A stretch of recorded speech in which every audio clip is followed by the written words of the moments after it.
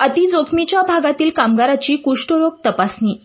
यावर्षी हिंगोली जिल्ह्यामध्ये जिल्हाधिकारी जितेंद्र पापळकर, मुख्य कार्यकारी अधिकारी अनुप शेंगुलवार तसेच जिल्हा आरोग्य अधिकारी डॉ. कैलास शेळके यांच्या मार्गदर्शनाखाली राष्ट्रीय कुष्ठरोग निर्मूलन कार्यक्रमांतर्गत कुष्ठरोग मुक्त हिंगोली जिल्हा करण्यासाठी एप्रिल आणि मे महिन्यामध्ये अतिजोखमीच्या भागातील कामगारांची कुष्ठरोग तपासणी करण्याचं उद्दिष्ट ठरवण्यात आले होते. त्यानुसार जिल्ह्यातील सर्व तालुक्यांमध्ये वीटभट्टी, खडी क्रेशर आणि बांधकामावर जाऊन कुष्ठरुग्णांची तपासणी करण्यात आली.